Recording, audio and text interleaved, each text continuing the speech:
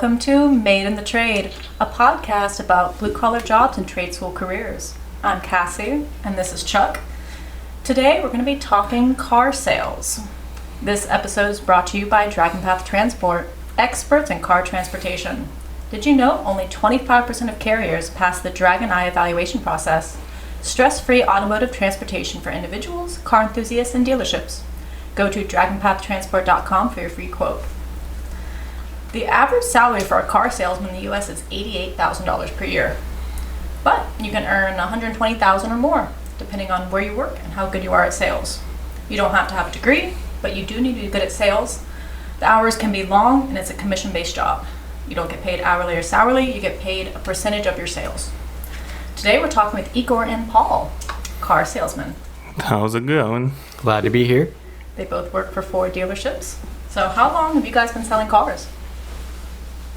So I've been doing it a little bit over 5 years now, started in August of 2020, and ended up sticking with it for a lot longer than I initially expected to. I'm doing it in about 4 years. Started 2022, end of the COVID era. Oh, yeah. No, I started, it was great.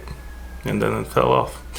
COVID era was a pretty interesting time. You know, a lot of stuff that, I basically washed into right in the craziest part of the market, and I actually did super well out of the first year, which is why I ended up staying with it and made almost $150,000 my first year. During COVID? During COVID. Was Wow. it an essential business, selling cars? Of course. Mm-hmm. Yeah, transportation. Yeah, so, even from year one, I started out hitting hard and ended up sticking with it because I didn't think I could do anything else that would pay me that type of money right out the gate. Yeah. But it was a shortage on the market, so you come and you buy it or somebody else will. Yeah. Usually it was like at least 5-6 customers at the vehicle, like looking at the vehicle. No kidding. Single vehicle. Yeah. That's an easy sell, huh? Oh yeah, it was easy. We're taking bids, right? That's kind of what it was. That's why when the real work started, I was actually struggling after the COVID a little bit, just because I'm foreigner, different speech, Well, They were blaming you, but anyway, no. Well, there's definitely an adjustment to be made coming out of COVID, or at least the kind of peak of it. When you started getting inventory back in, and it wasn't just, it's this or nothing, take it or leave it. It was, well, now I have to start competing with other dealerships because other people have the same stuff, and you kind of have to change your style, the way you talk about it. And, for a little bit, it was, especially for someone coming in during COVID, it was a big change to how I was operating. So, kind of went down in business for a while, but you kind of figured it out, got back into where you needed to be, figured out the new path, and just keep pushing from there.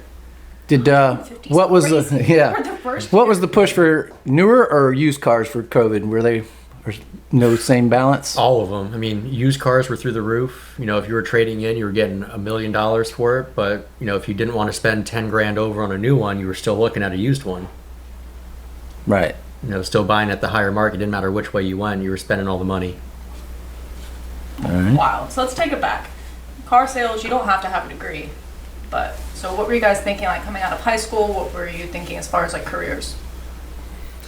So I actually worked as a firefighter for a little bit before I got into car sales. I thought I was going to be doing that. And then, after a year of firefighting, my first year, I made about $40,000. And then 1 year into car sales, paid more than that in taxes in my first year. Yeah. I decided to take a switch.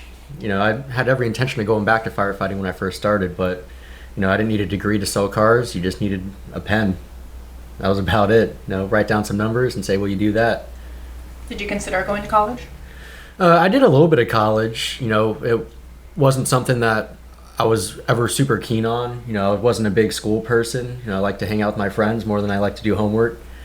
And, I did a little bit of the college route, but, found a first responder course that I liked. I ended up going into firefighting, and then, from there, life just took me another way, found car sales, and ended up just rolling with it. So kind of out of high school, first thing was kind of firefighting was the first career, or?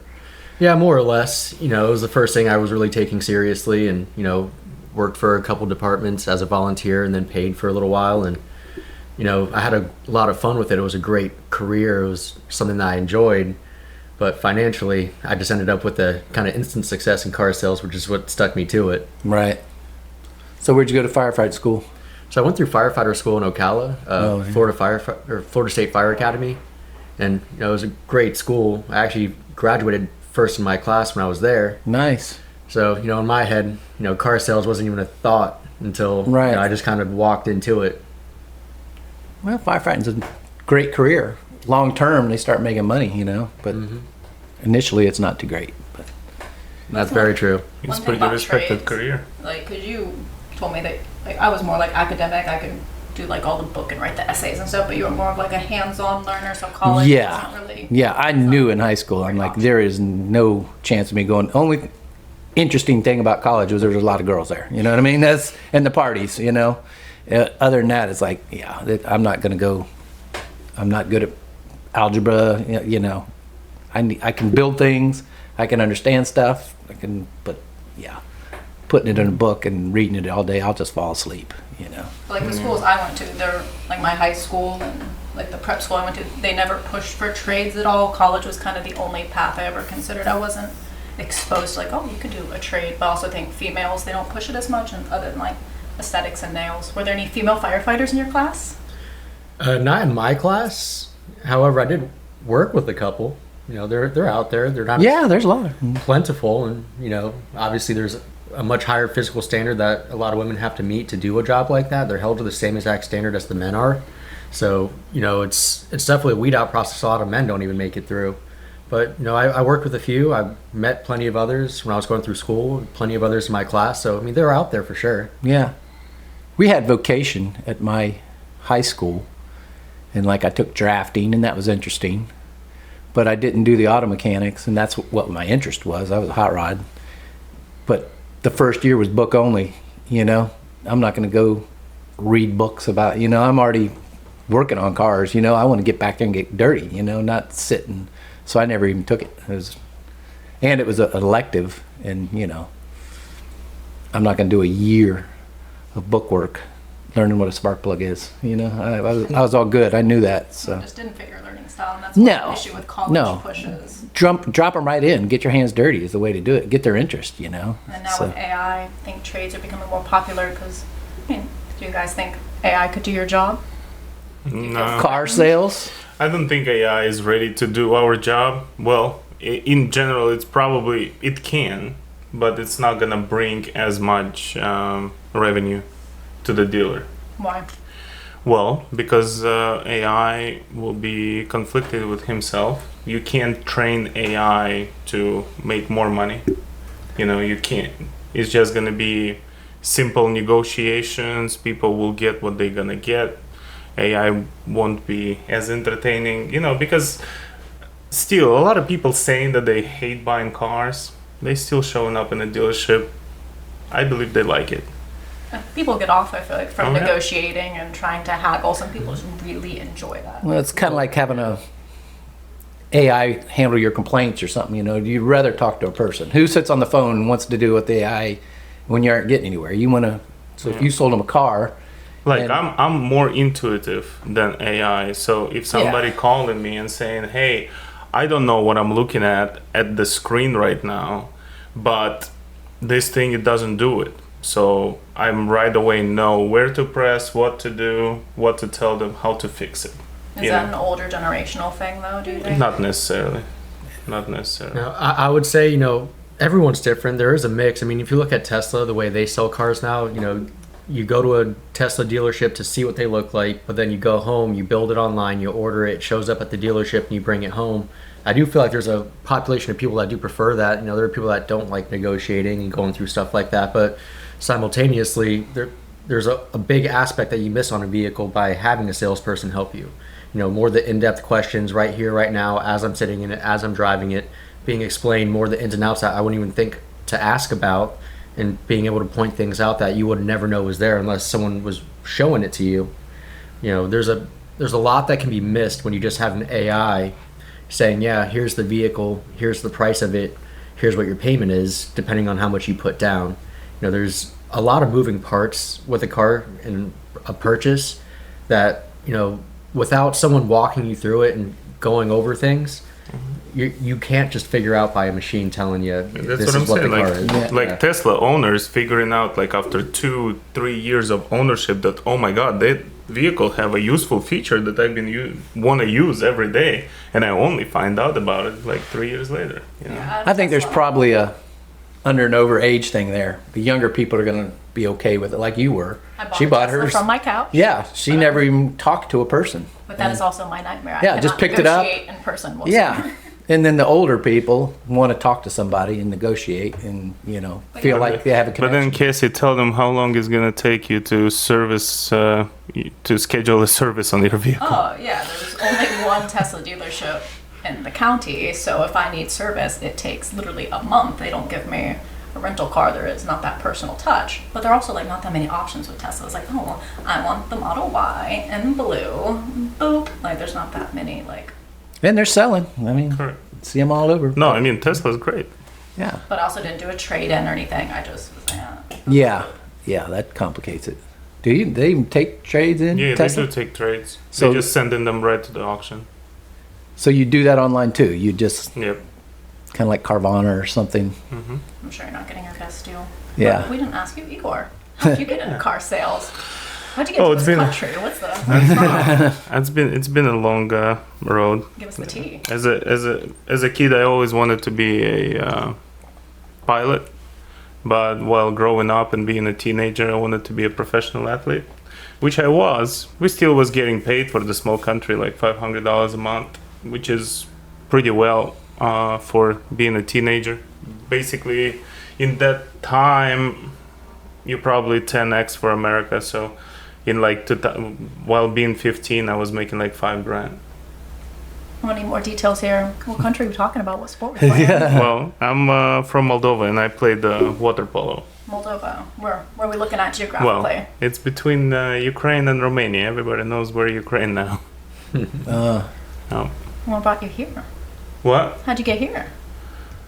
So in general, I was just browsing around, and one of my friends just told me, "Hey, we were talking about how these countries are pretty small for me. I want to go somewhere else. I like capitalism. I like, go get it, and I really wanted to earn money, and American culture always was attractive.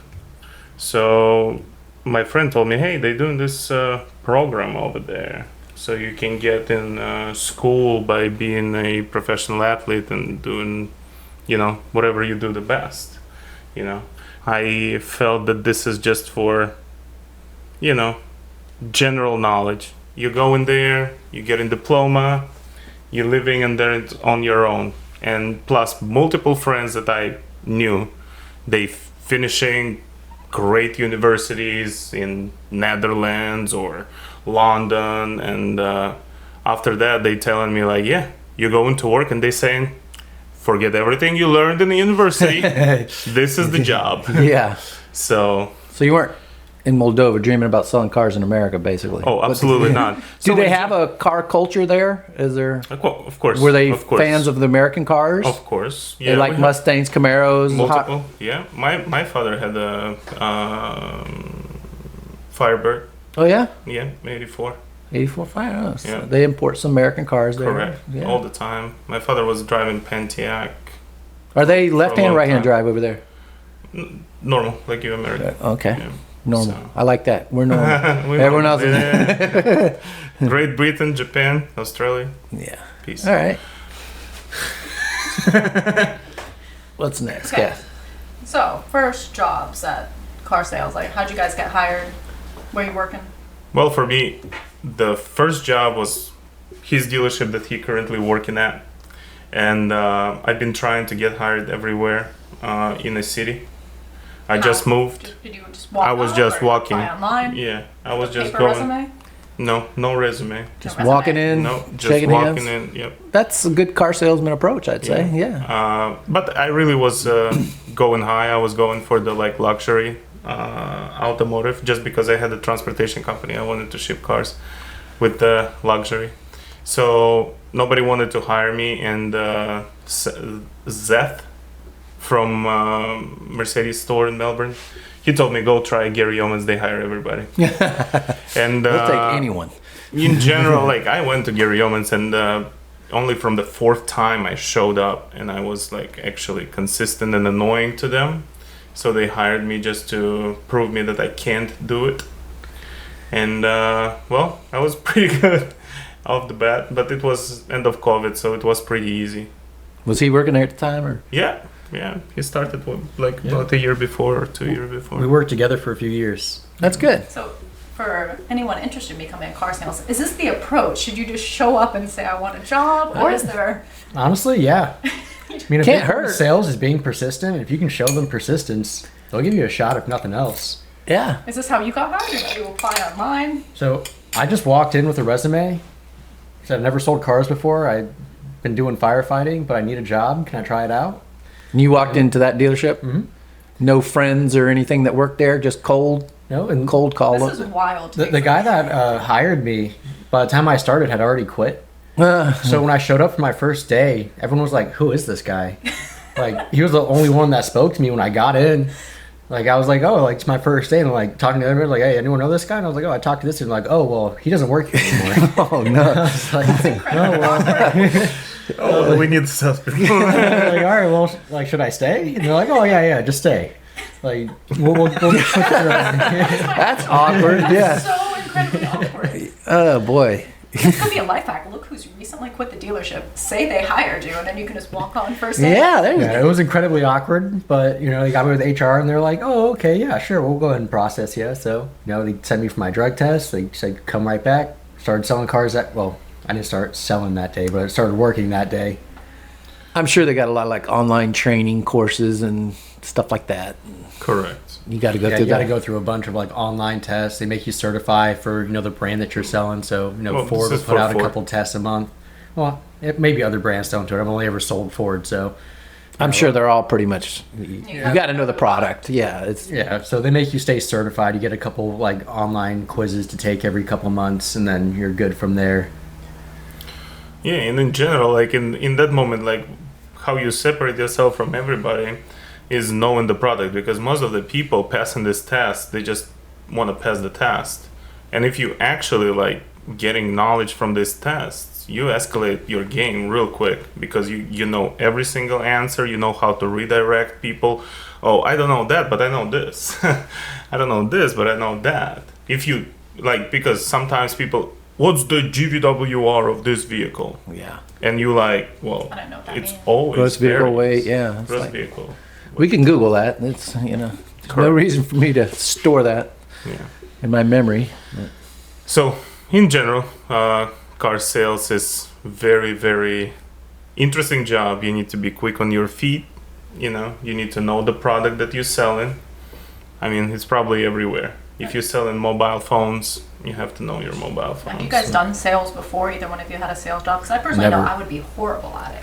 I just don't have a personality. Well, I'm in general just can sell stuff, but But did you know this? Did you have any Mm-mm. sales jobs? You're absolutely just not. confident? Believe Yeah. in yourself. Yeah. I mean, Yeah. Well, Maddie pushed me for a long time, even when I was doing firefighting, to do car sales because she thought I'd be good at it. Because there's a comedian that we like named John Mulaney. He had a quote where he said, "Being around him is like being around someone running for the mayor of nothing."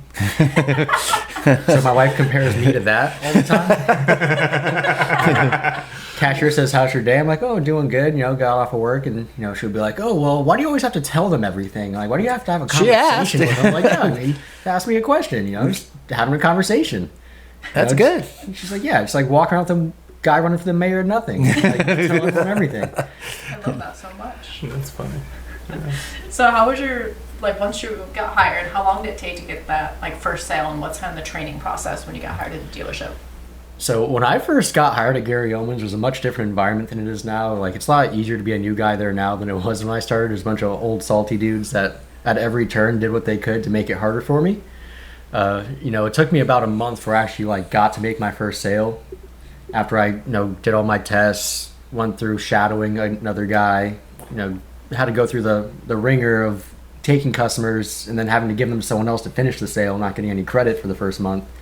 Until I finally kind of stepped up and was like, all right, I'm not giving away any more of these. I'm ready to just do this. You guys are making me work a lot for no reward, and I'm ready for a reward. Basically just had to tell them I'm ready.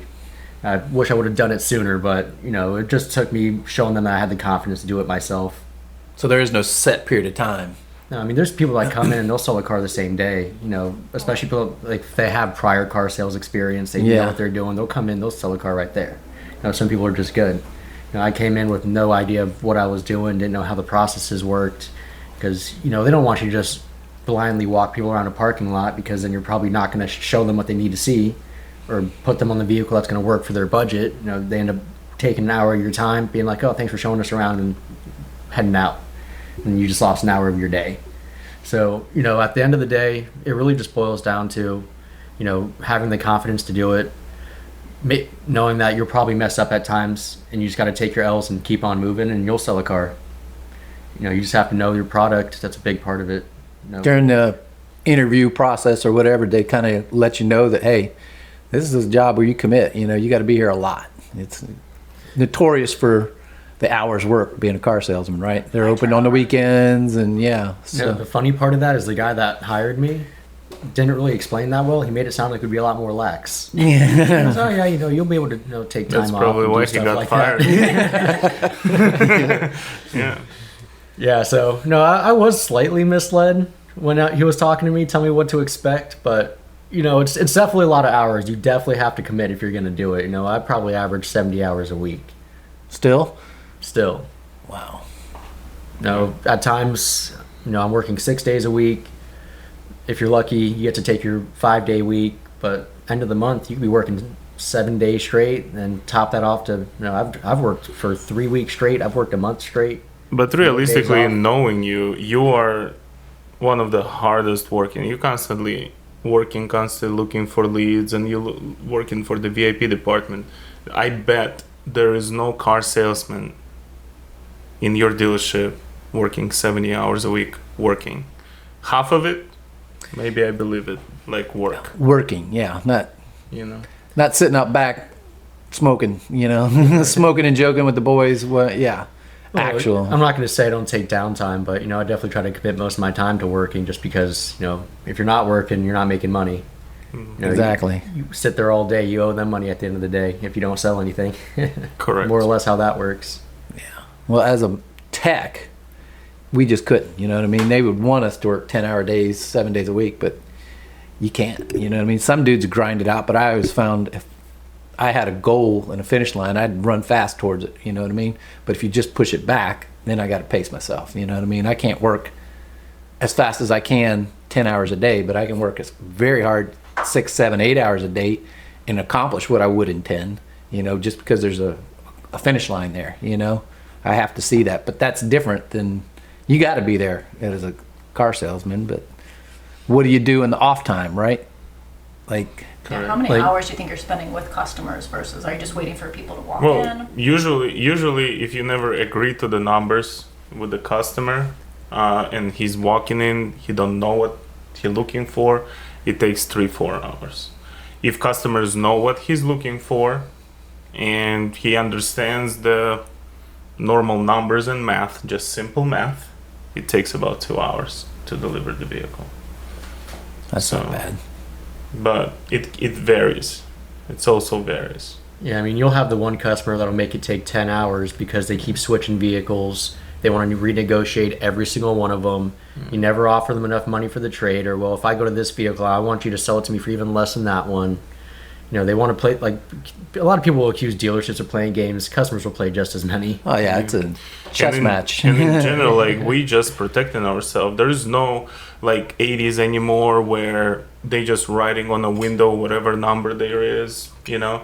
It's like people coming in with the under impression that the dealership making like $20,000 a vehicle when it's not the case. On a used lot, if you're making $2,000 of the vehicle, good job. You know, on a new, you sell in Maverick, it's automatically loser. Like you sell in Escape, it's automatically loser. You know, like you're not making any money on it. To sell Super Duty, yes, but how many Super Duty customers are coming in ready to spend $100,000?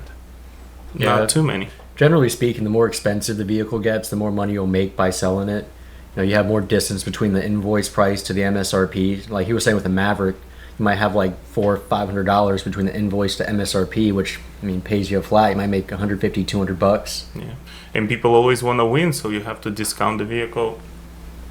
Yeah, let's talk pay structure. So Is it a clock in, clock out job? Because you're not getting paid hourly. Like, how does it work? Well, for example, like I've been working in his dealership.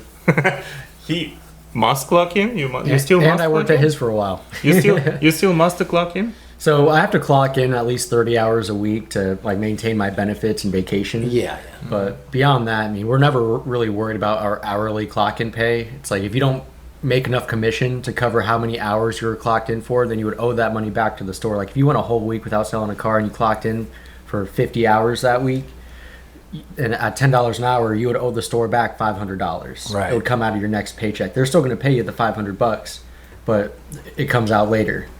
So, either way, the house is going to kind of win on that one. But at the end of the day, your goal is never to owe the house money. It's to sell enough cars where you're going to make your commission. Hopefully at least $2,000 a week or so is, the minimum goal of what you're trying to do.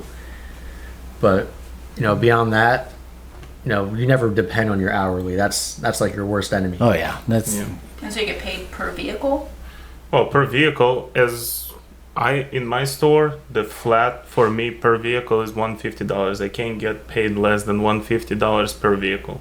So if I'm not making money, basically selling vehicle for reasonable numbers. So how does it work realistically? You are putting people on an ether. You're not lying to them. You're not trying to scam them or anything. Building You just excitement. make them excited. You just make them excited about this purchase. You just make them happy about this vehicle. And there is nothing that I'm like just taking numbers on top of my head and put it on a paper. Everything is on a window sticker, Like window sticker, have addendum on it that we added to the vehicle. This is how much we charged for the wheel locks. It's going to be $2.99. Yes, they probably cost us $20, but we selling it for $2.99. But you getting this amazing vehicle, blah blah blah blah blah. But it's just in general, like I'm not lying. I'm saying this is exactly what it is. This is exactly what we want to sell the vehicle for. You want to negotiate? Go ahead. I'm gonna bring it to the tower. See what they're gonna say. At the end, I'm just a middleman between the customer and the store, helping them to get everything they need, and sometimes they buy what they want. Sometimes. remember I don't know, probably the 90s. It seemed like they were on this. Everything was invoice. So, we're hundreds below factory invoice. They make it sound like they're paying you to take these cars. We're losing money. Just get them off And our this lot. is true. But that was the advertisement, and it's like, well, how can you have such a big dealership and all that overhead when you're just giving them away, selling them cheaper than you get them? No, yeah. It was just an advertising ploy, It's like The reason is there is always people who's coming in to get your money, and make dealership lose money. And there is always people who don't care. They just coming in, get what they want, and they want out of there. They don't have time to negotiate. They make money. They don't want to sit there for 4 hours, 5 hours. They just coming in. I want this platinum. Boom, wrap it up. You don't negotiate. You can put $180 on that vehicle. He'll buy it just because he don't want to haggle. It just happens. Yeah, I've actually had a customer, had a good amount of money to him, but thought I did a great job helping him out on his first car. He bought 2 more from me. On the second 2, he was like, hey, you did such a great job for me last time, and I want you to bring this down to Miami to deliver it to me. I want you to mark it up at a price where you're going to make a good commission. So I was like, are you sure? He's like, yeah. All right, so we marked it up $10,000. He goes, perfect. Honestly, I probably would have given you a little more, but if that's what you're happy with, I'll be happy with it. And I was like, okay. That's crazy. So, yeah, you bought it, sight unseen. I drove it down to Miami to bring it to him. He took me to a nice dinner. Nothing weird, but... Got wine and dine. He didn't put like a suitcase in the back on your way home? Like, just take this back for me. Yep. Don't look in it. Well, he wrote me a check for, $110,000 for the vehicle to bring back with me, but, For many people who listening, it can sound weird, but sometimes people come in and buy a $110,000 vehicle and they like, I just want 3-year Sirius XM for free. It's $300. And Yeah. that's it, and they're happy. So. Yeah, that same guy, like 2 months later, bought a brand new top of the line Mustang, Same thing as like, I'm in Daytona this time, bring it to Daytona. We march up like $8,000. He goes, oh, you did 10 last time. How come it's 8 this time? I said, well, I wanted to do you a favor. Did you get dinner again? No, not that time. I didn't have time to stay. So let's talk like misconceptions. I feel like some people think that going into car sales, you just have to rip people off, negotiate, haggle. Have you found that to be true? Absolutely not. I don't want to rip people off. This is not my job. I do want to sell you a vehicle. Yes, great if I'm gonna sell it to you and make profit. It's amazing, you know, managers will like me. But even if I'm gonna sell a car, that's amazing. For me, there is a bonus structure. Basically, in my store, currently it's 10, 16, 21. So at 10%, you're getting 35% from the front, 8% from the back at 10 cars. Then you hit 16, it's the same, 35% from the front, plus 500, plus 10% from the back. And then you're hitting 21 cars, and you're getting 40% from the front, $2,000, and 12% from the back. And if you're hitting 21 vehicles, even you sold all flats, you're still making $10,000.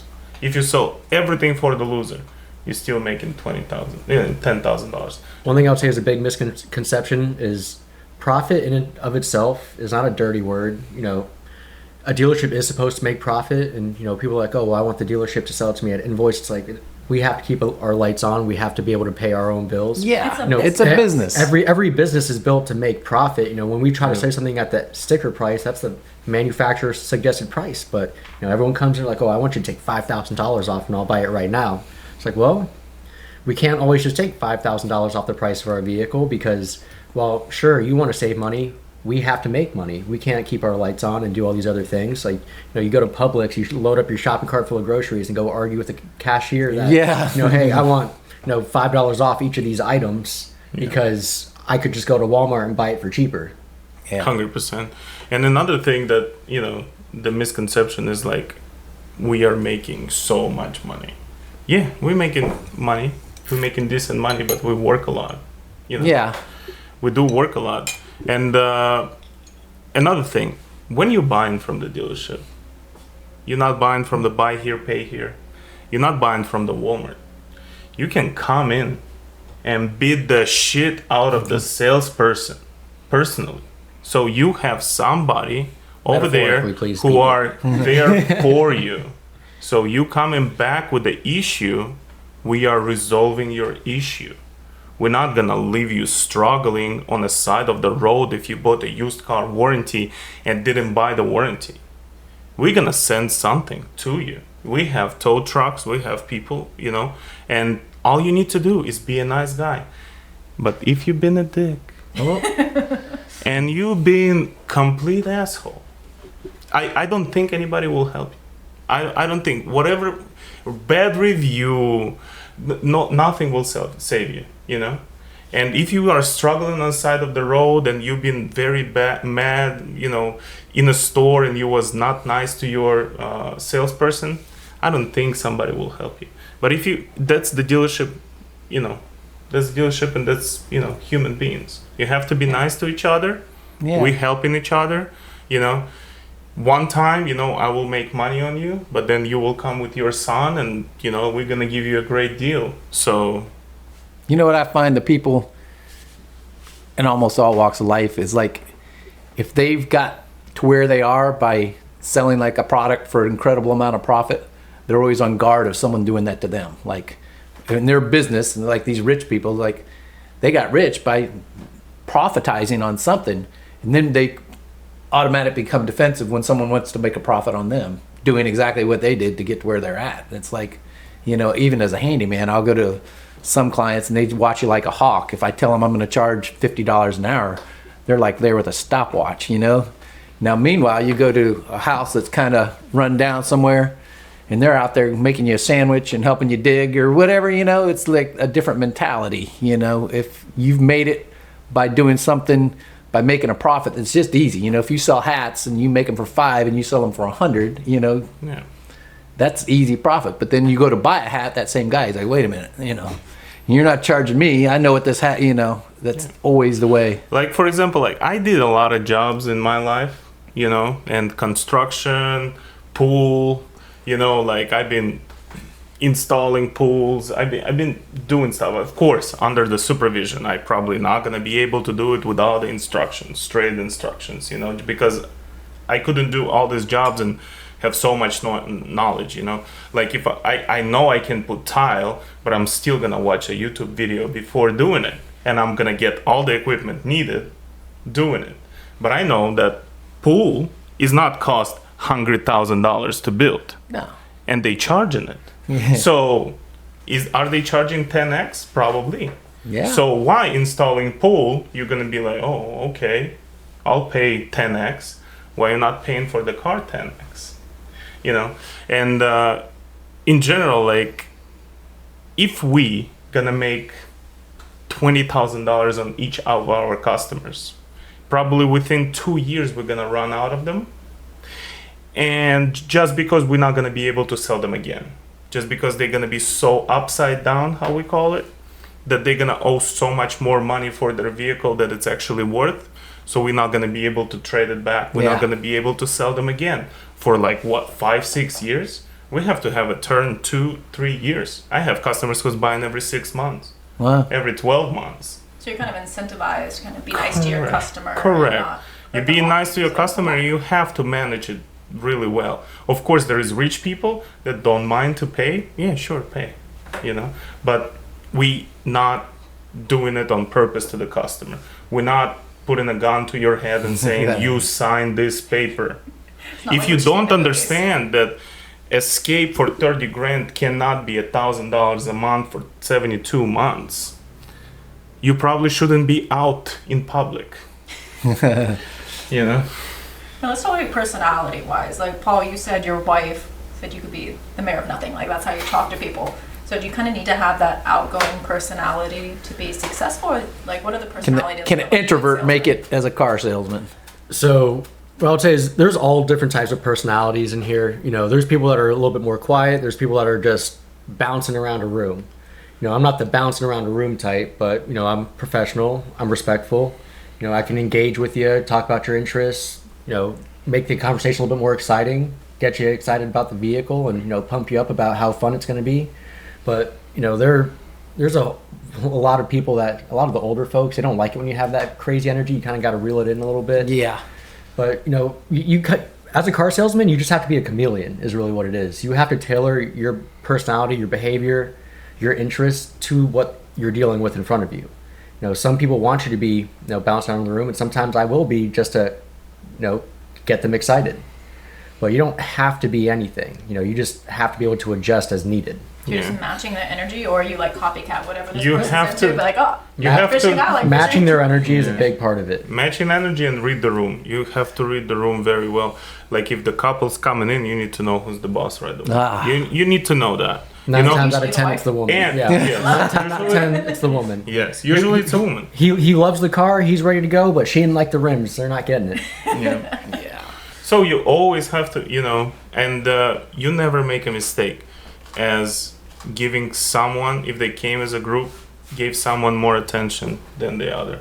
It's you just have to do it. It's just like somebody can feel uncomfortable just by you being not talking to them. For example, like there's 5 people came in, you have to talk to everybody. Or one of the friends or family member can pull the string and feel uncomfortable and they all leave. So it's complicated.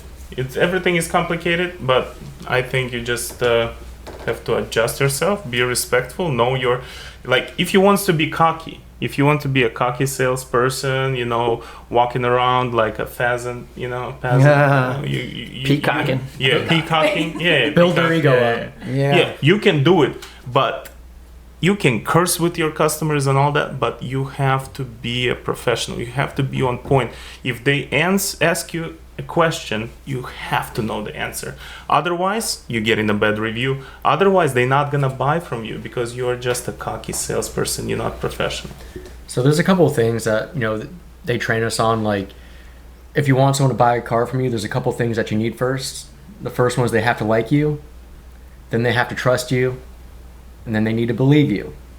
So when they come in, you got to find common ground, and I don't say lie to people, but if they say they like fishing, it's like, hey, I've done a good amount of You're a fishing. fisherman. Yeah. I love to fish too. What type of dog do you have? But I'm a dog guy. Yeah. talk about them, figure out what they do, figure out how you can relate to them, and all of a sudden you can have a conversation about things that they like. And hey, this guy's just like me. He likes the same things. He's a cool guy. Then they start asking about the vehicle. If you know your product and you can explain the ins and outs and beyond the stuff that they could guess or just look up online, hey, this guy knows what he's talking about. He's telling me all these things that it looks like they're all true. And then when you get to the numbers and you're like, hey, this is a good deal, at that point, if they like you, they trust you, they're going to believe you when you tell them it's a good deal. It's like deep psychology. Yeah, but It's all psychology, really. But the main thing is never lie. You don't have to lie. Like, for example, for me, like, maybe Paul knows something about fishing. I have no clue. Even though I probably can fish. I've been fishing with my dad. I probably can, do that pretty easy. I understand the concept, right? But I'm not a fisherman. And in general, all you need to do is be interested in the person in front of you. Like, he's doing some weird puzzles. I don't know. He likes to make, put puzzles upside down. And you're like, wow, how you doing this? How and you just, have to accommodate them. But it's a normal kind of behavior. When somebody's coming to your house, you're not ignoring them. You are interested in them, you have a conversation. So basically, I'm treating my job like they come into my house. Like, this is my lot, my yard. They come into my yard looking at my vehicles. I'm there as an owner, and I'm accommodating them. I'm like inviting them and make them welcomed in my place, in my home. Yeah, if you were doing, stuff, you got to go out in public, and you don't want to run into a guy in the supermarket that you ripped off. You know what I mean? We work in our communities. Yeah, you don't. Yeah, and the same thing as a mechanic. Mechanics also have trust issues. Everyone doesn't believe a mechanic. They're going to rip me off, and because they don't understand, their car and what's wrong with it, and things go wrong. You sell them a part, and then another part breaks, they blame you. I'm just wondering why all the mechanics not living in the mansion. It's funny you say that though, because in my time doing it, I probably sold somewhere around like 1,500 cars. And if you think about, say it was 1,000 different people, even say 400 of them were the same person repeating. I see people that have sold cars around town all the time. Yeah. And I haven't had anyone curse me out yet. I've had a couple they notice me and they look away. But I have a lot of people come up, oh, hey, you're the one who sold me my car, right? Good to see you. Oh, my friend's looking. And they send me their friends. Yeah, that's Publix, running some at the doctor's office, like random places. So you want to be honest. And if you're lying overtly, you might get caught up in it. Oh, you say caught you're right an away. expert fisherman, you have to keep it Or up for for 4 hours. example, You got to keep it within reason. Yeah. I wouldn't say, hey, this guy rides motorcycles. If you've never ridden a motorcycle a day in your life, be like, oh, I'm great with motorcycles. They'll be like, hey, I've ridden one before. I think they're super cool. But you try to relate to what they like. So you need to be relatable and likable. Yeah. Just don't say to a person from Marine Corps that you were in Marine Corps. Oh, yeah. That'll get you punched in the face. I bet you guys come across a lot of strong personalities and interesting characters. Let's hit some Any stories. people- Let's get into some stories. What weird things have you seen? In your time? So I had one lady, and I won't say her name, but she was a very nice woman. And she did buy 2 vehicles from me for 50 grand in cash each, 2 months apart. But by all means, when you looked at this woman, you're like, oh, this is a crackhead. Oh, yeah. She had half the teeth in her mouth. She was dressed like a crackhead, talked like a crackhead, acted like a crackhead, but somehow had 100K in cash. But I tell you, it took her. She's a crackhead. But meth. But I went on a test drive with her in a Mustang GT, and we're coming up a little 2-lane road, just 1 lane going each way, driving behind traffic, and she looks at me and she says, this is boring. I want to see what this thing can do. So she went over the double yellow line, started flooring it up the wrong side of the road, got to about 100 miles an hour in a 35 zone on the wrong side of the road. Nice. While another car was trying to block her from getting back in, trying to be the road ranger, seeing what she was doing. I was about 3 seconds from a head-on collision before she finally managed to make it back to the right side of the road. Oh my God. I thought I was toast. I was kind of freaking out in the car, begging her to just slow down and get over. She was just racing the other dude trying to pass him. One of those moments where like, is this job worth it? Because you do have the people drive you around a lot. You're just being driven around by strangers. Do they Constantly, frequently all just the floor time. it and test the Well, for passes of the me, car? is not the most dangerous when somebody's going fast, because I mean, I believe I will find out if the person wants to suicide in a car with a car salesman. Like I believe that I will sense that, but like I don't like when I get some. Usually, I don't know how to explain this. Like it's too many customers who driving too slow, Yeah. who merging into the lanes too slow. We going on a 95 to test drive the vehicle just because they want to see how it, and they merge into the lane 35 miles an hour. Yes. I'm scared of that more I had to do that a than lot high speeds. because we were a Lincoln dealer, and Lincoln's generally older people, and they'd always come in and want to take the technician for a ride. Oh, you got to hear what this car's doing.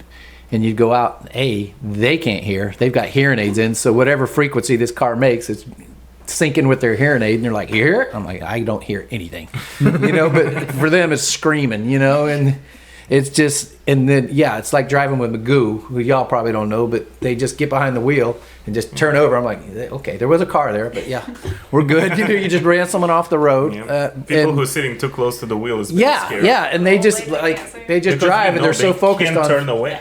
Do you feel that? Do you feel that? I'm like, well, that's you running over the rumble strip. But anyway, you're gonna kill us. But there's a lot of that, and that was no fun. Yeah, I had another. She was probably early 20s come in. First thing she does as she's walking in, points out like $100,000 expedition. She's like, "I want that one."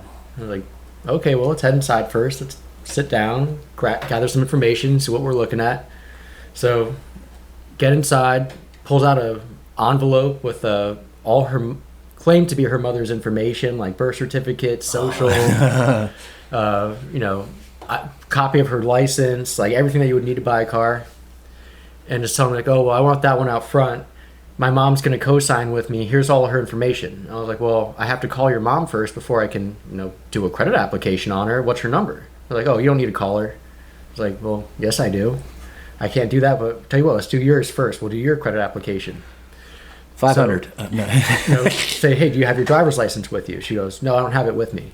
And I was like, "Oh, well, I can't do your credit application without your driver's license." She goes, "Can I just get someone that wants to help me?" I'm like, "Well, I'd love to help you, but I can't without this stuff. If you want to head home and grab that and come back, we'll go from there." Starts freaking out, screaming, going up to like every sales guy in the showroom. "Oh, will you help me? Will you help me?" And everyone's like, "Well, like I don't know what's going on." So she ends up like laying down on the ground in the middle of the showroom, flailing around, having a mental breakdown, screaming her face off. And my manager's like, "Dude, get her out of here. Like why is she just laying there? Tell her to leave." I just go up and like, "Hey, like, are you okay?" And I swear to God, exorcist style, from being flat on her back, sits up at a 90-degree angle, and she's like, "Can you just call my mom?" I was like, I was walked away. Oh my God. I'm not dealing with it. Call the cops.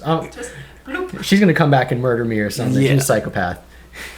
That's insane. Well, I never had. mashed out either? No, absolutely not. Absolutely not. Even though I had scammers coming in, but nothing like that. I bet that's a whole new issue. A lot of scammers nowadays. A lot of scammers. We didn't have that too much back in the day, but we had some. I had a guy pay cash for a transmission rebuild, and then he took me for a ride, and literally it was like that movie where they open the van doors and smoke roll out. Yeah, that was the split. It smelled of weed so bad, and he showed up with gold teeth, and I mean cash. Paid it out, and then he's like, "Let's take it for a ride." He wanted to see how it worked, and I did a great job on it, so he paid me, gave me a little tip. But You were high the rest of the day. oh my God, it was like holy. And I'm driving around in this going, I wonder how much is in the trunk. I didn't check the trunk. I just built this transmission, but it probably had like a kilo in the bag. So I actually had a separate incident where I sold a guy, probably mid-20s dude, big F-250 limited, like as expensive of a truck as you could find. But he had his mom come in and buy it for him because his mom worked at an arcade, but saved up her tips to put $40,000 down on a truck for her son. Dang. But kind of red flagged it, brought him back with the truck. He had to return it, and we resold it to someone else. And then one thing that we didn't realize when we resold that truck was that he left about a pound of weed in the back seat. So the next guy who bought it came into the service department and was like, "There's a bunch of weed in my truck. I just bought this thing. There's a bunch of weed in it." And the service advisor was just like caught deer in the headlights and know what to say. She was like, "Score?" Just drop that off here. This ain't funny. I could have gone to prison. I want to talk to a manager. Oh my god. No kidding. That's We no used kidding. to do PDIs, pre-delivery inspections, where you take the car off the trailer and pull out protective plastic. Anyway, brand new car, you pull off all the crap and get it ready, put the seats in. Underneath the back seat, there's a freaking joint.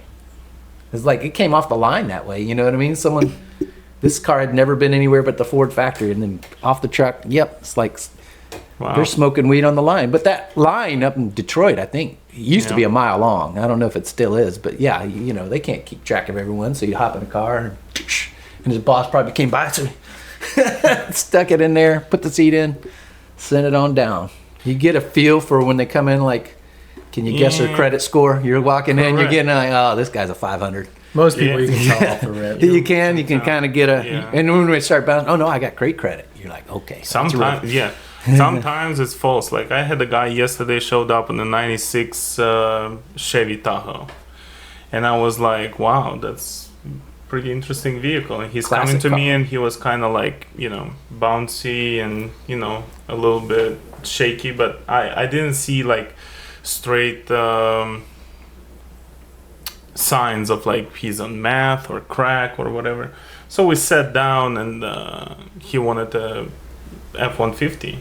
Well, after that, he decided to do F-250, and I'm like, well, let's do your credit, because he was like really, weird. And he didn't Get have you no problem, pre-approved. and he was 780, and Yeah. with a great job, making like 15 grand a month.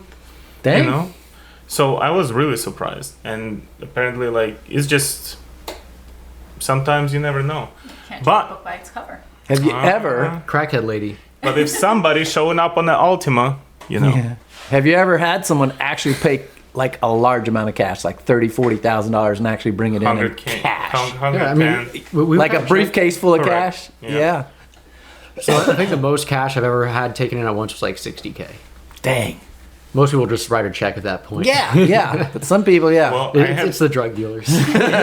yeah. So I had the guy. He's doing the in Melbourne Beach and in the Atlantic. He's doing beach rentals. So he rented everything at the beach. Like Chairs, from umbrellas. chairs, yeah, umbrellas, that's good biz. floaties, whatever you can find in his, and he have a store right nearby the beach. So you renting all that, and a lot of people paying cash. Like have cash in their pocket. They give you 20. They give tips. They give all that. So he showed up with a case full of money to buy a Super Duty Limited. Dang. Case full of money right away, and I'm like, damn! I felt like I'm from this movie where there's when DMX is buying the Lamborghini from the store, and I'm like, what's going on with this guy? And he was like, he had the long hair and very large mustache, and I'm like, interesting dude. And he was like straightforward, like really like Floridian guy, but with a ride-on vibe of the California like snowboarder. The surfer. He was like so easy in the flip-flops with 100K and Cash? just a Who had just to a verify regular that? I mean, you bag. got to sit there Yes, and verify correct, that's not correct. stolen So money. Everything Well, it's not- over 10,000, they have to sign the waiver that IRS can check the money. Yeah, it's not up to us to tell them it's stolen money, but you have to fill out an IRS form, and anything over $10,000, Cash. whether it's cash, check, card, whatever, if it all totals up over 10,000, you have to do an IRS form, and then it's up to the IRS to go screen them on it. Wow. Correct. We're not the government. We're not here to arrest people. We're just And we're here to gonna sell the your car. We're gonna take his money, no problem. It's just like after that, IRS may check him and say, "Oh well, he Where'd this didn't come pay from?" $500,000 in taxes." But that was the most amount of money, and of course, money was like tens, 20s. There was hundreds and 50s and all that, but it was all kinds of bills, and we don't like it. Someone's got to take that to the bank. Our finance director have to count all that, and sometimes people it have to takes count it. Yeah. and sometimes it takes 30 to 45 minutes to count all this money. Dang. So they wasting a little bit time. Unfortunately, the guy had cash for it, and he wanted to do it with cash. Get a Like, cashier's check from well, what we do when he's traveling. he was. UK for I bet he was just it's his dream to do this one day. Yeah. felt And he really just cool. did it. Yeah. And it felt really cool, and he got everybody's attention. Like he got into the store, and briefcase was open with the money. You can see that there is money. Cartoon style bills Yeah. sticking out. It was amazing. Yeah, Bulging he at the did seams. great. Yeah, it was amazing. It was amazing.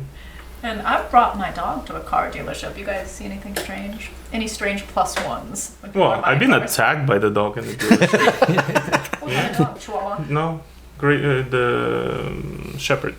German Shepherd, the guy brings it in and he attacks you? Yep, the German Shepherd was sitting, like how we park the cars in the room, in the showroom, and the gentleman with the dog was sitting right behind the car, and I didn't came in kind of hot or making a noise, but I just was fast turning into the car right into the dog, and dog just jumped on me and beat me, but I was in a jacket, so I was pretty lucky. Yikes. Yeah, I just put my hand on it, and owner just released it. But dog just attacked me seriously, and it was okay. I mean, We had a guy I'm not come in. scared, really. Mine was it- more fun. Yeah. He needed an oil change or something. We put his car up in the air, and all of a sudden, a little kid. This kid had decided to skip school in the back of his car. Now he's up in the air, and he's screaming bloody murder. And it's, what the heck? You got a stowaway. Yeah, stowaway kid. And he felt the car going up there. He's like, oh, we're not. Yeah, I got a guy who brought in his pet lemur. Yeah. Got to hold a lemur for free. One of those good days. Yeah. So tell me about what's the ideal day? What's the best day on the job, and then what would be the worst day on the job for someone to think what's it actually look like on a day to day car sales? Well, define a good day.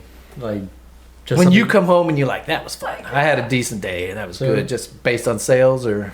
a good day, you show up, you have someone there first thing for you in the morning, make an easy deal right off the rip, finish up with them. The second person comes in, sell them a car. Third person comes in, sell them a car. If you sold 3 in a day, it's a really good day. You can go home, said, I did what I had to do today. I can have a nice big steak for dinner, feel good about it.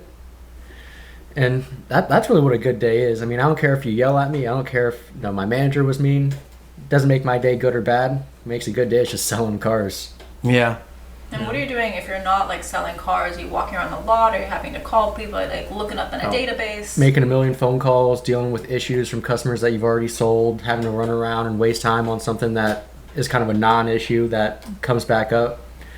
There's a lot of ways that you can get your time wasted and get dragged into something that'll take you 2 hours. Say you sold someone a car and then they're like, oh, well, I don't like the way that it smells. Now I have to go deal with running this back to detail, letting them spray it. I have to entertain this customer while they're sitting around for an hour because they didn't want to just drop it off. Yeah. Now... So that's the bad day. Bad day is. Yeah, just dealing with... Yeah. Here's the guy who's a pain in the butt, and he's waiting on you when you show up at work. And oh no. And it's always the people that you don't make money on that come in with the most problems. Yeah. Acting like you screwed them over. They want to go back over their contract. They want to talk with the finance manager. They want to switch their car to something else where it's just going to take up all your time and you're not going to get anything more out of it.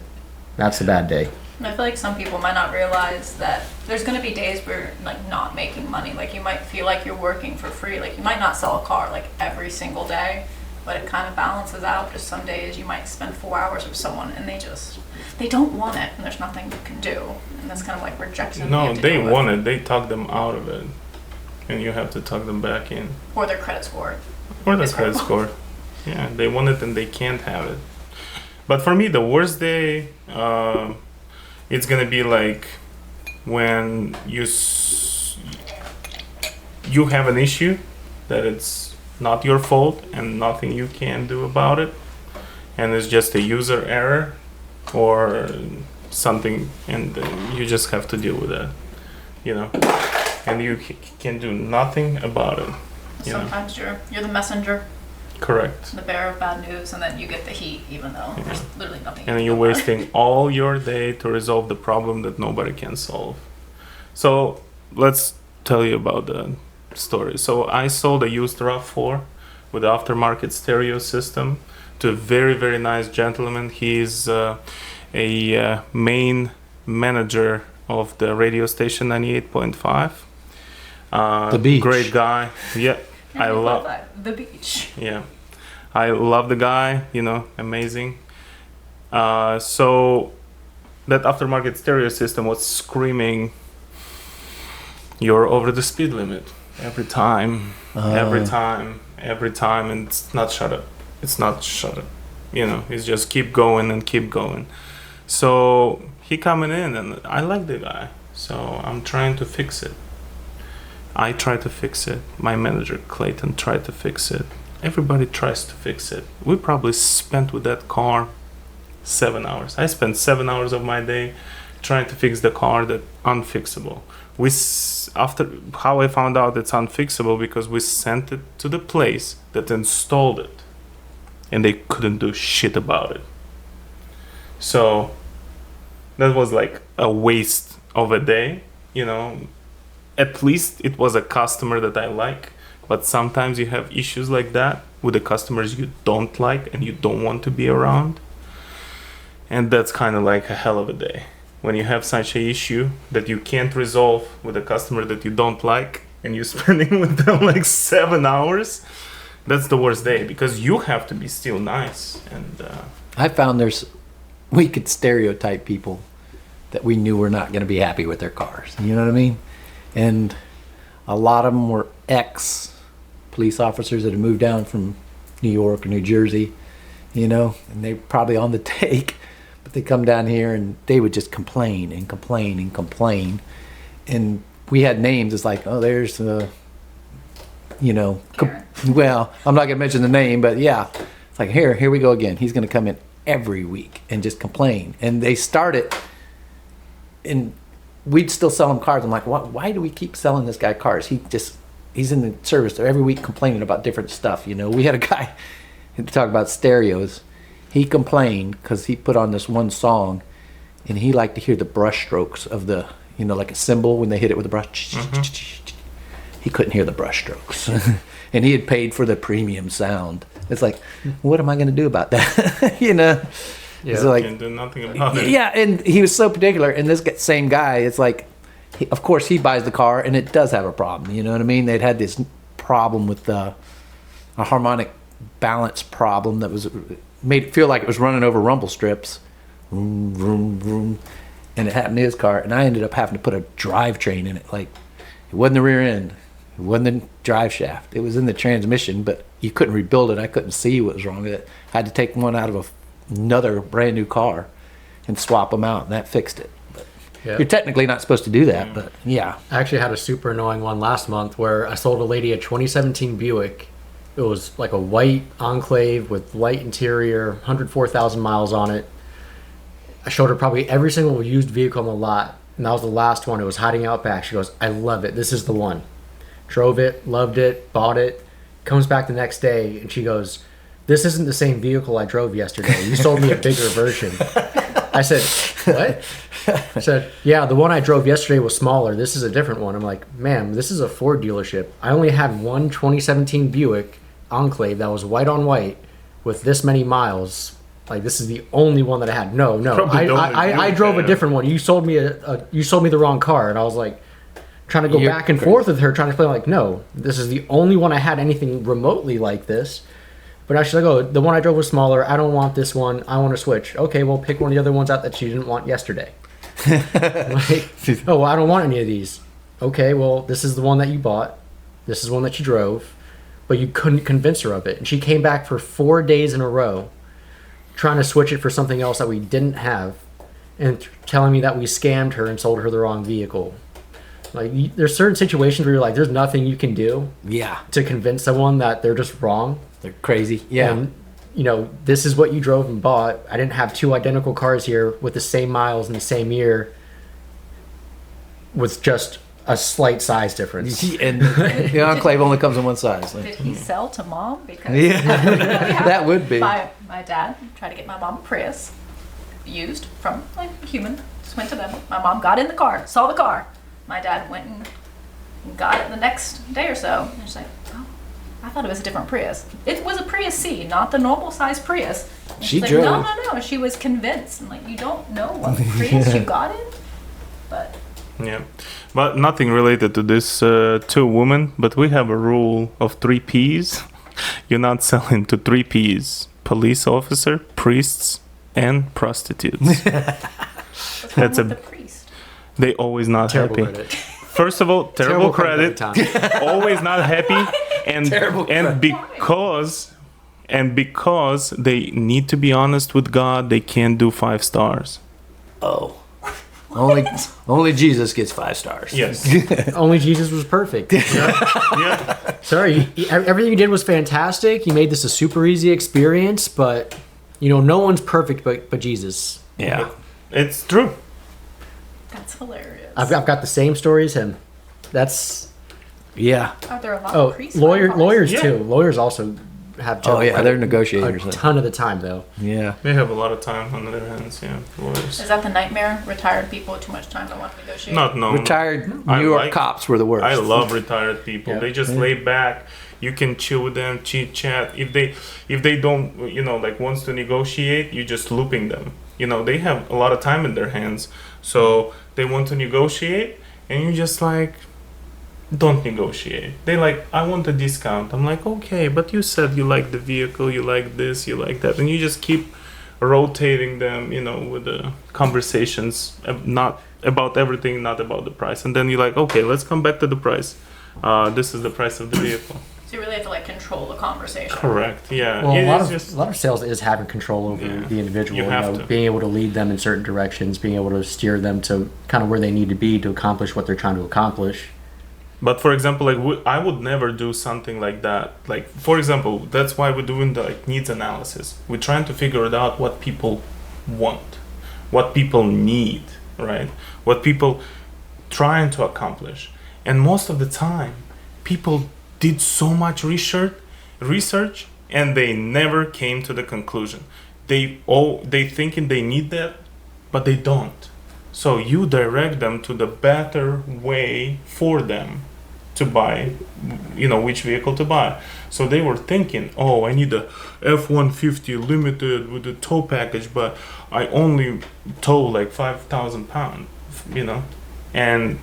but I want this limited for $700 a month. Well, sir, you can't get this limited for $700 a month with a 0 down with 650 credit. So this is going to be the STX. He's going to do the perfect job. It's 2.7 engine with a twin turbo. It's going to fit your budget, fit your needs, and going to do all the job for you with no issues. Why you need that expensive vehicle that you can't afford and you don't want to afford. So this is, like we steer people. We immediately after they coming in, we know better what they need because we're doing it every day, 10 times a day. We know what to sell, and there is bad salespeople that selling junk. There is bad salespeople that getting advantage of old people or women, or they do, but majority of the salespeople are great people, But of course, you only hear bad stuff. Nobody will be just bragging on the internet how great this guy was. But if somebody did you wrong, Oh, yeah. you're gonna write it on every single Yes. Facebook post about the Yes. salespeople. So this is just We had people just out a front thing. protesting, holding a sign. Yeah. Had to turn the sprinklers on, but they Angry people are loud. So what are your kind of favorite parts of the job and worst parts of the job? So I would say favorite part of the job is, when you work with the right people. Like I work with a lot of friends now. We spend so much time together that you almost form like a brotherhood. of, whether it's through trauma bonding or Yeah. whatever you'd call it, being stuck at work for 60, 70 hours a week. You spend more time with these guys in your own family and they start Right. to become your family. So, when you go to work, it doesn't feel so much like it's just, I'm just at work with my coworkers, like, hey, I'm at work with my friends.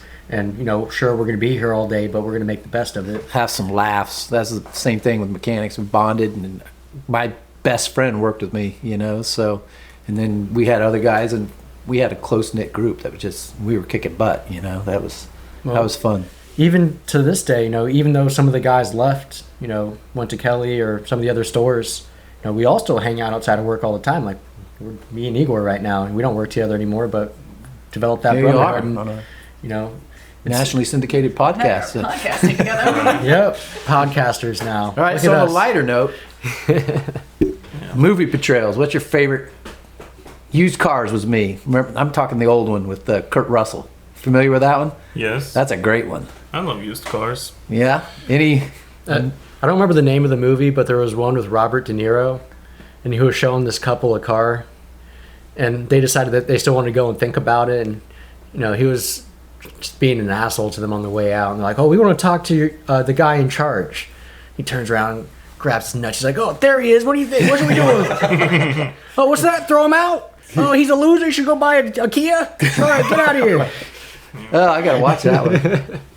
Well, everything is like exaggerating. Like all the movies are yeah. a little Yeah, bit it's- exaggerating, but they pretty close. It's just a little bit extra to make it a movie, to make it nicer. But we're living that life of every car sales movie, Wolf of Wall Street. Oh, yeah. It's very close. It's just a little bit Exaggerate the funny and tragic Yes. and But in general, this is what it is. Like there is car salespeople that's smoking crack. There is car Yeah. salespeople who's doing bad drugs, and there is car salespeople who are healthiest lifestyle, going in the gym, always shaved. To It was the point, Fuchs to the brothers. T, They're across the street from each other. yeah. And there is people like me and Paul that just like regular guys that know that they can make money anywhere they go and stick into the car sales because there is no better feeling.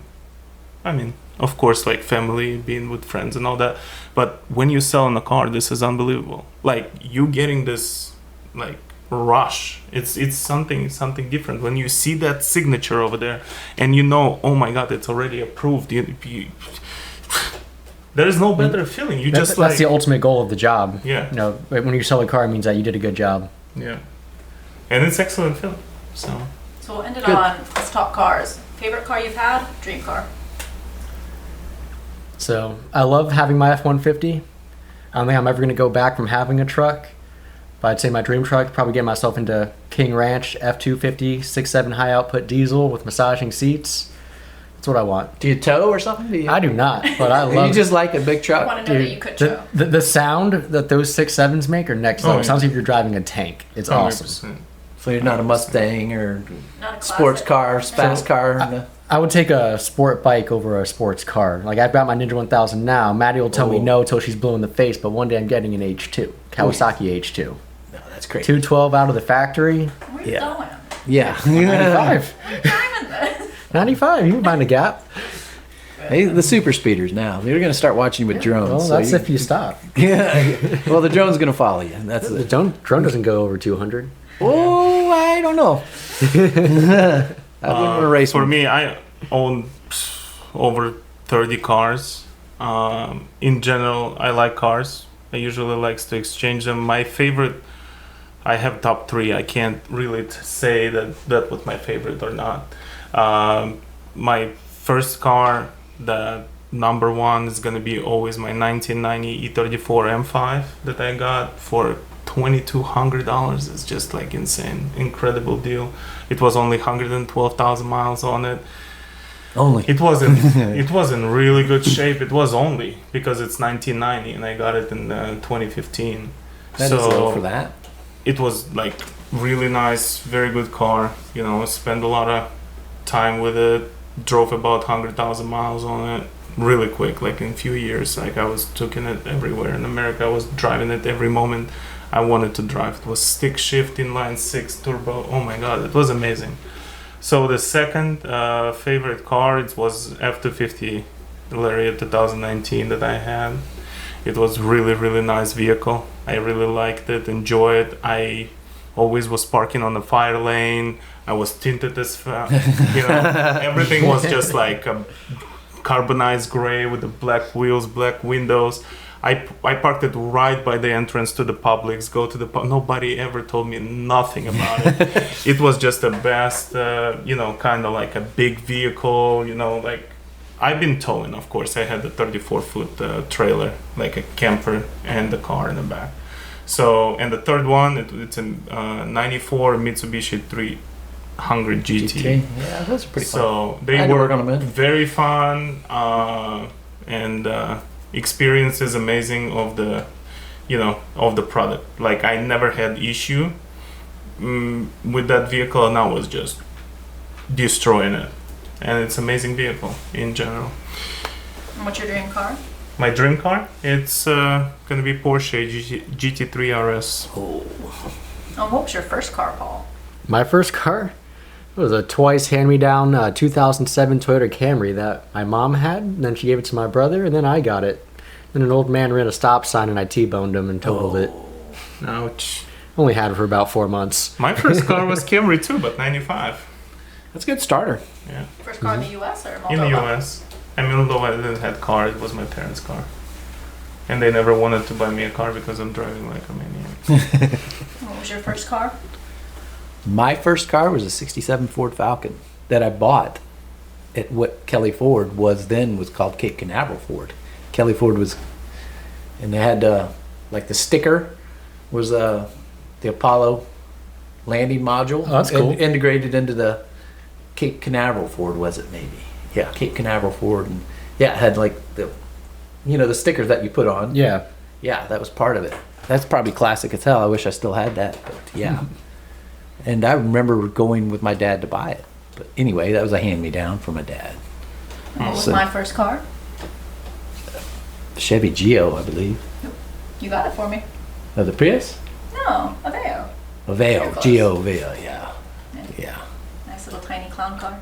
Yeah, but you were just going back for school. That's good, Had air conditioning. That was the main thing. We drove that 67 Falcon to California, imagine that. And the air conditioner was broken. So you're driving through the desert, when you get down there. Drive fast, keep the windows down. Not you roll down the it was brutal. But yeah, that car went everywhere. What was your favorite car? I've had some cool ones. Probably a Mustang. I had a 71 429 Cobra Jet Mustang that was loaded. Had power windows, air conditioning, power steering, tilt-away wheel. That was a cool car. And I built it mostly myself, so that was pride. But it also had a 68 428 Cobra Jet 4-speed. That was a lot of fun. But, what's sad is, those were badass cars, but they wouldn't hold a candle to even the stock. The little turbo Mustang would blow these things away. That's sad. Cars have gotten a lot more powerful in the last 20 years. It's ridiculous. I drive the fastest here at 60 here, everyone. Have you seen my motorcycle? Tesla's pretty fast. No, Teslas are super fast. Yeah. I still believe my Beamer will beat it after 60, yeah. Easy. After 60. After 60, yeah. 0 to 60, you win everybody, yeah. Yeah. And if hers was the dual motor. You're gonna win on his bike probably as well. Maybe from a not stop. testing this, Paul. From the stop. Not ever testing. Sorry, Not let me get from up the and road. running. If you're We'll an try it. S-Plat, I'd race anything. I wouldn't back down from nothing. Oh, yeah, that's flat. Yeah. That's like probably the fastest vehicle on the street that you can just buy. Yeah. And they're not going Extremely to, fast. yeah, it's just like step and go. You No one don't needs lose that. control. And I miss that. That's why I like old 4-speed car, getting sideways and correcting it. Yeah. The fastest vehicle I drive, and it's uncomparable. It's Rimac Nevera. It's electric car with 2100 horsepower. You've driven one of them? Oh yeah. I've seen that. Is that the one with like the big square fan in the back that blows out like Correct. a jet? Yep. Yeah, that's crazy. Very, very nice car. You probably have 0 to 60 like 1.3. Yeah. I would say you press the gas and you are at 60. That's terrifying. So and It's the almost thing going to is, knock it's you just- out with the G's. It tells you like you put in the launch control and it shows you like on the screen. Press your head over the. Yeah. No one headrest. needs that. Sneeze and you're dead. Like, I'm good.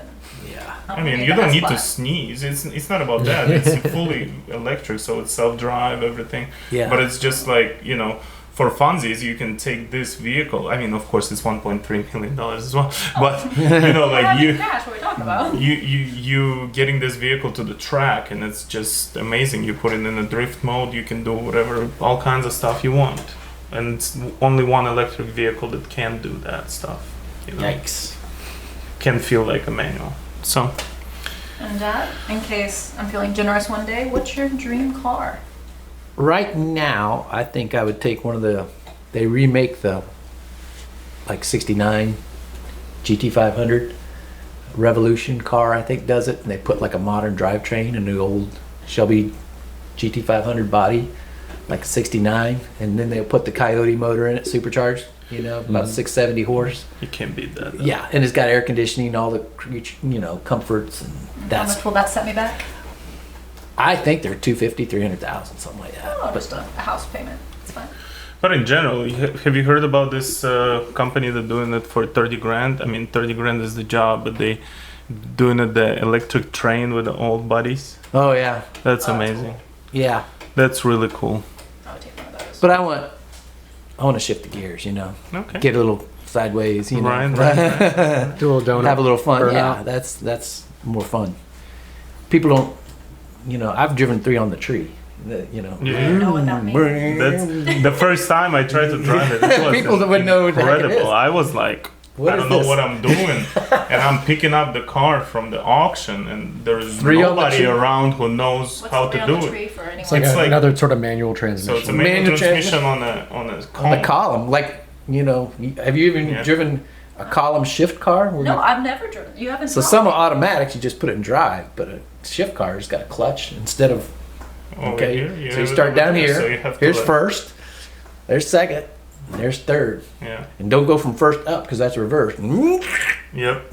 I learned it. Like I was like burning that clutch. Like I Yeah. don't understand like, what's going on with them moving. And it was like 59 Chevy, like like Yeah. all around body. Yeah. Yeah. And I just like didn't know what to do, and everybody was looking at me, and I'm like getting like angry. I'm like, what are you looking at? Come try it. Most So people wouldn't have a freaking I took clue. like from the Mannheim, I was like 4 or 5 people tried to help me out until I just gave up. Like in like 10 minutes we gave up. I mean maybe 10, maybe 7. But I just opened the YouTube, look it up. So I'm were like, you looking like where? okay. There's yeah. a clutch. No, I figured it out right away because I was playing Mafia game, and like it's a game on a console, and they are about that time, like 40s, and they have these cars with a shifter. So I figured out that right away. Oh, this is look like that. So I'm like try to manipulate it, and I couldn't do nothing about it. And then I watched the YouTube video, like a minute one. And YouTube and video games. yeah. A little trial and error. They you call got it theft protection nowadays. That definitely is. I can live it, like run it. Nobody will be able to. Yeah. You can give me all Leave day the keys on in that. it, and people, Yeah. But thank you guys for taking time to be here. 100%. Glad to be here. Hope you sell some cars. Oh, we will. That's no Any matter. last pitch? Want to pitch it? Yeah, pitch us car sales. 15 seconds. Tell someone why. they should So become a car come see salesman. me over at Gary Ullman's Ford. I'll hook you up. My name is Paul. Why should someone be a car salesman? Sell me on it. Why should someone be a car salesman? Well, if you like working hard and making a lot of money at the same time, it's a perfect opportunity. You don't have to have an education. You don't have to have any sort of special skills. You just have to be willing to talk to people, maybe get out a little bit outside your comfort zone and put in the work. Other than that, you can make 6 figures every single year. Dang. All right. You heard it here first, people. My name is Igor. Come see me at Kelly Ford. We always stand behind our customers. Come see me and Hunter. Gonna take care of you. And if you want to be a car person, and you are a car person, you need to sell cars. It's amazing. It's fairly easy, but just need to be quick on your feet. Bye. We used to say they stand behind their cars because they're going to help you push it. Well, no. All right. And that was Made in the Trade. Yes.